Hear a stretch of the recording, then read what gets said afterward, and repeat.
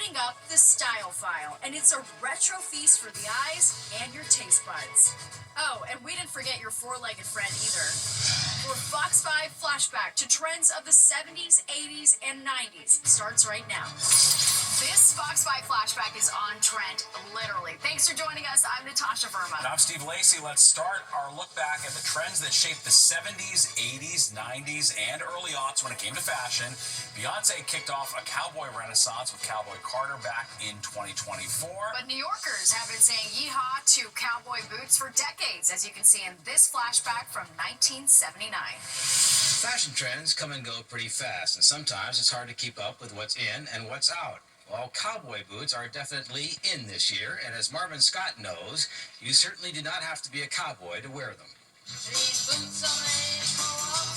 These boots are made for walking on the western plains or city streets, and they're being worn by everyone, from laborers to business executives to the chicest of women.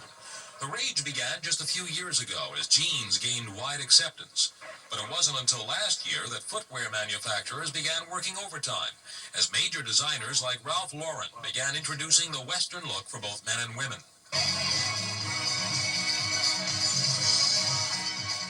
Western is very American, and both men and women have always identified with the John Waynes and the Gary Coopers and Roy Rogers and Gene Autry's for all the years.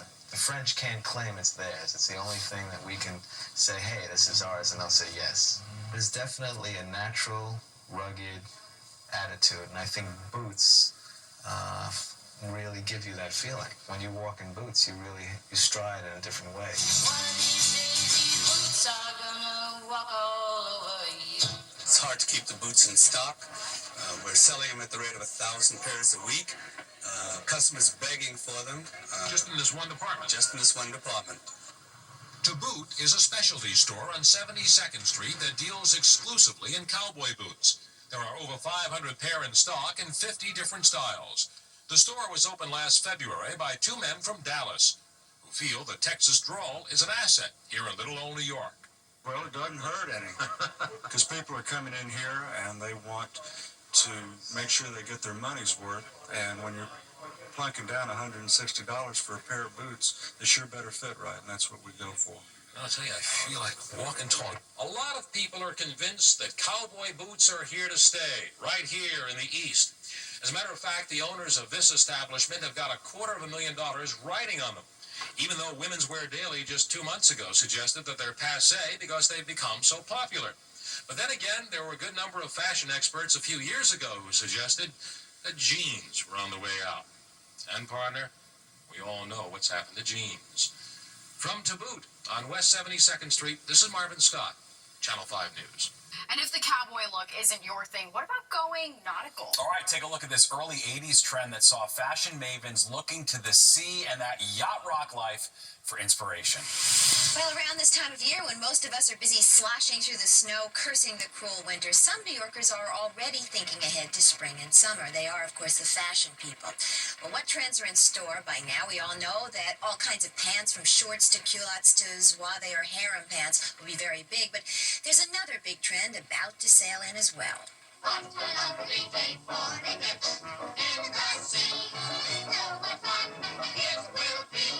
Ahoy there, sailors. The nautical look is back with us in a very big way, making lots of waves for spring and summer, featuring lots of midi blouses, jaunty stripes, and snappy red, white, and blue. And the look is adapted not only to sportswear, but to evening pants and dresses as well. It's probably one of the most important trends of spring and summer, and we really even see it going right on into fall, Judy. How do you account for it? Why do you think it's coming now? out? I think it's a natural extension of really what is a very romantic look. A lot of these are very, almost turn of the century and very, very soft. And we also think it's a very natural extension of the importance of pants and different pant lengths. And Lord & Taylor is not alone in its enthusiasm. The fashion people over at Bergdorf Goodman also think the look is gobs of fun. So much so, they just featured it in their brand new windows. I think it's going to be one of the big looks for spring, summer '81. And the reason I do is I think it's a play of the spectator look. I think come spring and summer, most people want something navy and white, red and white. It's fresh, it's perky. And I think the nautical look sort of updates it, makes it young, contemporary, very fresh. Around now, most of us could do with feeling a little young and fresh, but whatever the reason, the sailor look has breezed through 7th Avenue, and you can expect the stores to be awash in it within the next month or two.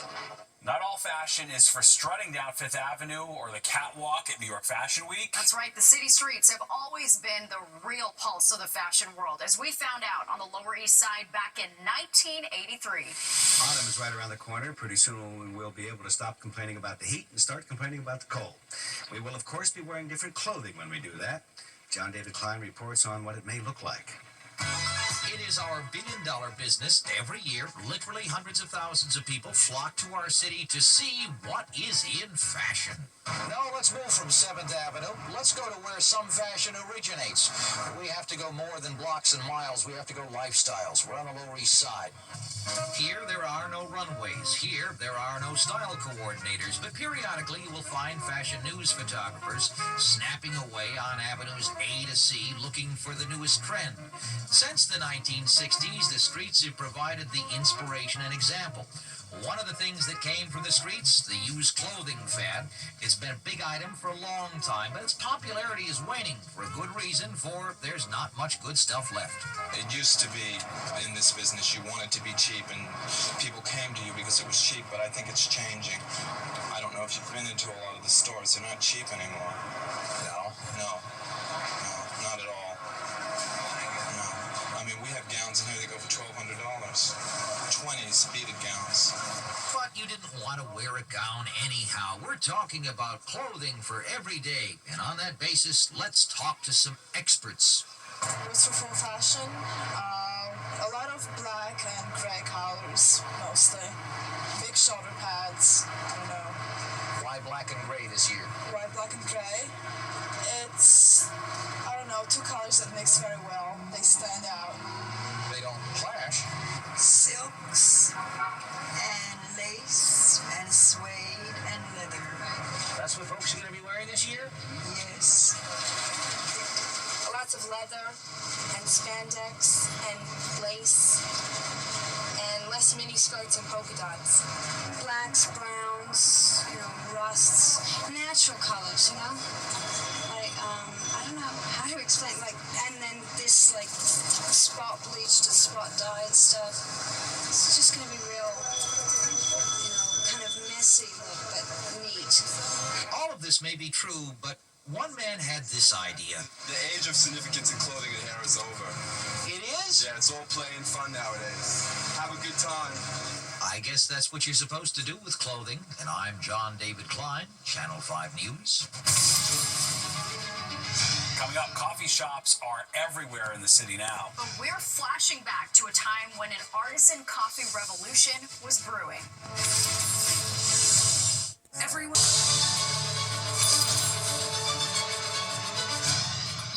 We can't resist a trendy restaurant, but now with online reservations, it's easier than ever before to snag a table in an exclusive spot. All right, but back in the 90s, you actually had to know someone to get in, as our Robin Carter found out. We love coming to friendly places to the office. We like to be seen with all the exceptional people, don't we? I didn't originally come for celebrities, but they're always here. And here is one of the red-hot hotspots of the moment, Asia de Cuba in Midtown, where celebrity sightings are also on the menu, along with the Asian fusion cuisine. So cool, since its November opening, Asia de Cuba has become one of the toughest reservations in town. On a Friday night, we're fully booked for the next 2 months now. If I eat out, I eat at Moomba. If I'm going to go out to eat, I want to see the models, the hot little New York scene. And the 4-month-old Moomba in Greenwich Village is igniting the restaurant scene. Booked weeks in advance, this brand new haven of hipdom has already attracted everyone from models to Madonna. And they like it that way. For me, it's important because that's my target market. The entertainment, artistic community is my focus. It's what I care about. But at Jean Georges on Central Park West, the focus is not on bold-faced names, but on the food, which is exquisite. One of only 6 four-star restaurants in Manhattan, it is booked 1 month to the day. And while dinner with wine for 2 can cost $300, that hasn't stopped people from doing pretty much anything to get in. They tell us Giorgio Armani, they tell us some stars, and when they show up, they just say to us, "You can come. You are sick tonight." What do you have to do to get a reservation at Nobu? Do you know Robert De Niro? Say, if you know Robert De Niro, hey, You talking to me? Robert De Niro is one of the partners in Nobu, the still red hot after 4 years temple of highbrow sushi and innovative Japanese cuisine.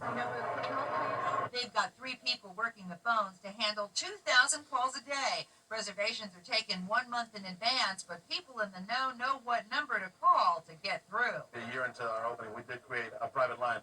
So if we get to know you better, I promise you we're going to give you that line too. And New York Magazine restaurant critic Hal Rubenstein knows firsthand that some people will do anything to get a hard-to-get reservation.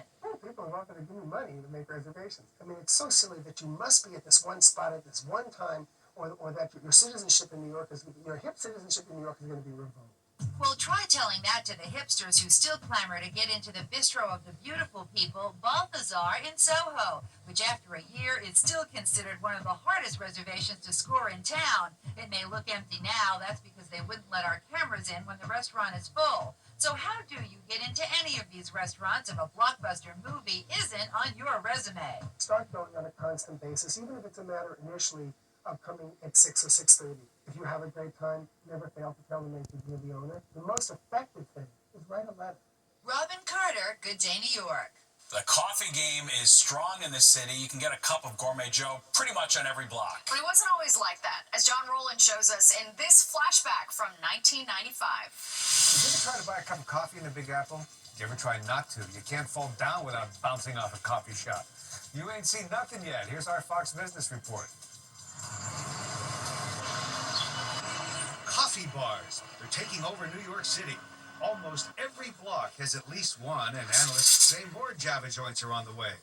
While most people think the Big Apple is overflowing with caffeine, researchers say we're not even close. The Specialty Coffee Association did a study, and they found that New York has the lowest ratio of coffee bar per office worker in the country.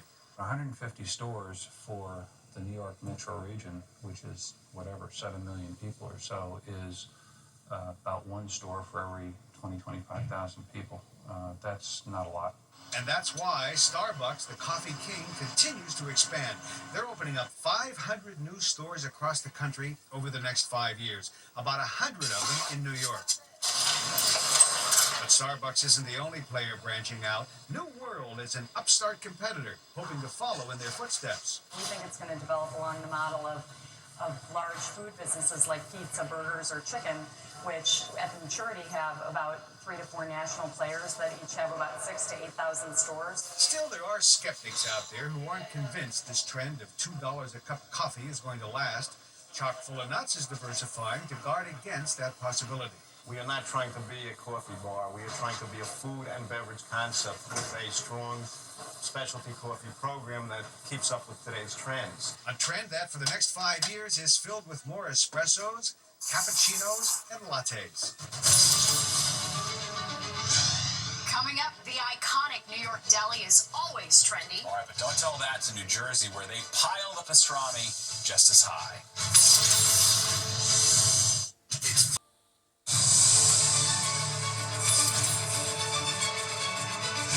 Fox 5, always on trend when it comes to food. Like back in the year 2000, when Good Day's Cheryl Washington found some of the best delis are actually across the Hudson.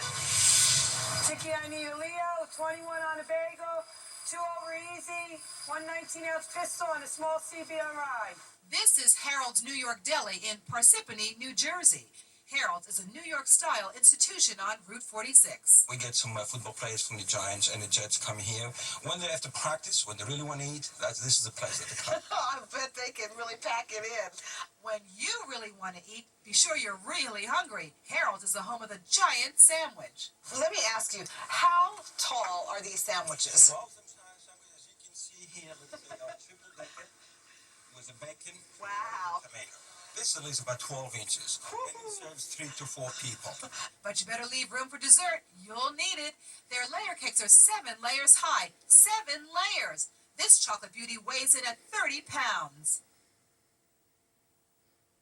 You can walk off some of those pounds by hiking to South Orange and plotzing down at the Town Hall Delicatessen. The pride of this place is their own version of the Sloppy Joe. Now, what's interesting, Ron, about this particular sandwich is that you can use almost any kind of sandwich meat, right? Correct.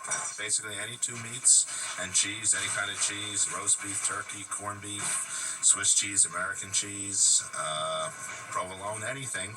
It's a triple-decker on special rye bread, cut into bite-sized cubes.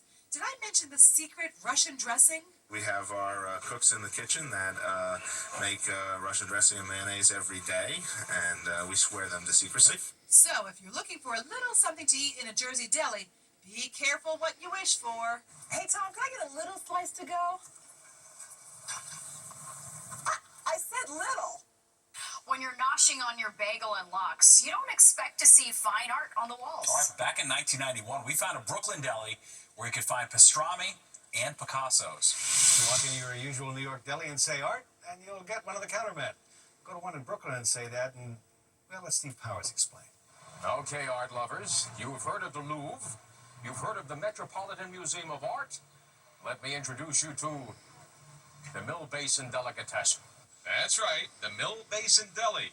This old-fashioned, newly renovated delicatessen features pastrami and paintings. $1 million worth of art hanging on the walls, and I can't resist saying it, that ain't chopped liver. Most of the art is the work of Urte. The chopped liver is the work of Mark Schachter. So how did this all start? I was working in the deli 7 days a week, 14 hours a day, and I hung my art in the deli so that I can enjoy it while I was working. Slice of pastrami and a glance at the art. Slice of pastrami, a glance at the art, and slice more pastrami. The pastrami paid for the art. A lot of pastrami. A lot of pastrami. And then eventually a lot of art. A lot of art paid for more art. Until now, Mark has one of the largest collections of Urte's original works in the world. Urte was one of the founders of Art Deco. While the art may seem high-tone, this is no place for stuffed shirts eating stuffed German. This cover was created for Harper's Bazaar in 1931 by Urte. How much is that worth? I'm asking $150,000. $150,000. Excuse me.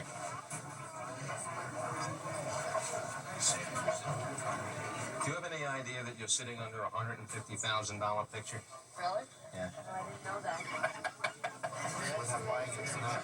Not tonight. Okay. This is the only deli where the placemats were designed by a famous artist, and it's the only deli that has a regular menu featuring corned beef and an art menu featuring 6-figure art. This picture is valued at $250,000, and since Urte died last year, the value of his art is going up. Who knows what this will lead to? Maybe it'll be venison and Van Gogh, pasta and Picasso, and arugula for Rembrandt. A new trend. Coming up. It's not just models strutting their stuff on the runway. This fashion trend is going to the dogs.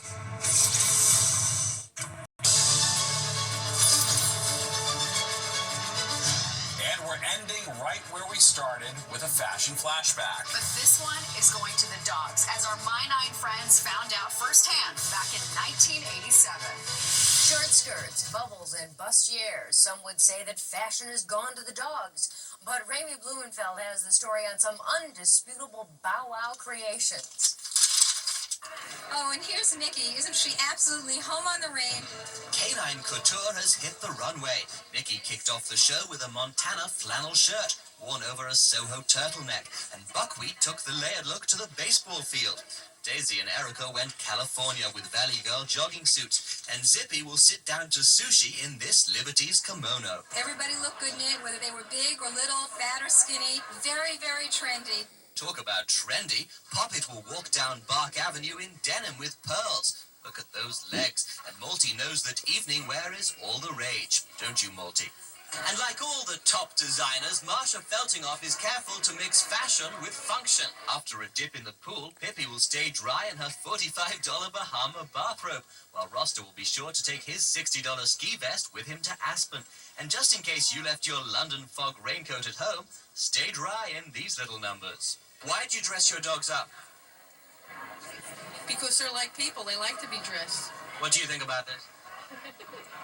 She wears everything I wear. We usually wear matching outfits. And if you really want something special, how about a white wedding? These little outfits are all hand embroidered, and they'll set you back about $300. In Manhattan, Raimi Blumenfeld for the news at 10. And thank you so much for joining us for this Fox 5 Flashback. I'm Natasha Verma. And I'm Steve Lacey. Remember, you can see more Fox 5 Flashback streaming in our free Fox local app.